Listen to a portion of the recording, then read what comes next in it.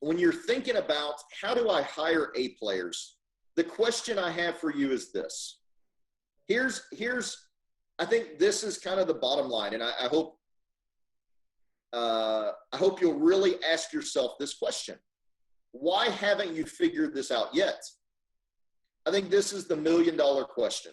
Literally, probably $1 million of value in your practice for figuring out how to hire A players. So how do we effectively evaluate our team members before we hire them, and certainly grow them after we hire them? We've got to figure this thing out. And when I ask doctors this question, why haven't you figured out this A player problem? I hear a lot of very real reasons why this happens. Probably the biggest one is this right here. They're too busy chairside driving to practice and seeing patients. How are you supposed to go hire A players and grow A players when you're busy in the back treating patients? When you're back there chairside, or you're wearing one of the other hats that you have being a private practitioner in your practice. I hear a lot of times A players just aren't available in my market.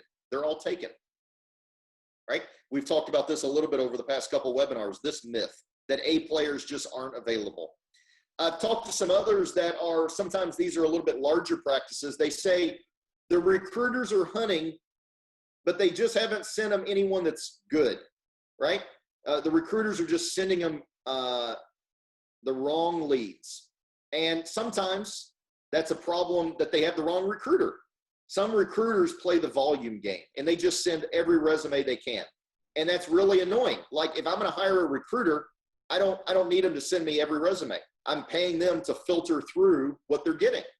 Or it could be that they're not filtering for A players either. How about, I hear this before, I've heard this before, no time to build an A player hiring process, or sometimes it's they don't know how to build an A player hiring process.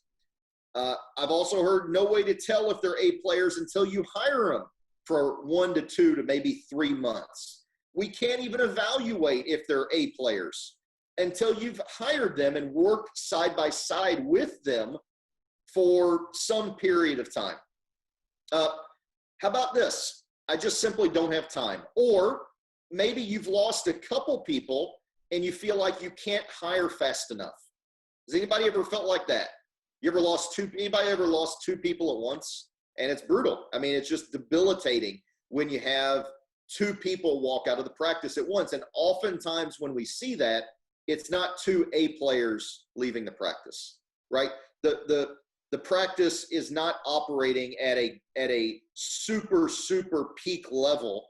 And then when you have 2 people leave, your bench strength was not very strong to start with, and it's debilitating. It's really hard. So this is some of the stuff we've heard. Anybody have any other things? Anybody have anything that I haven't touched on here? Drop it into the comment box, the chat box. Should be a little chat box at the bottom, a Q&A box. If you've got comments as we're going through here, drop them in. How are you feeling about why you haven't been able to find A players, why you haven't grown a team-driven practice? What's holding you back? I'd love to hear from you as we're going through this tonight.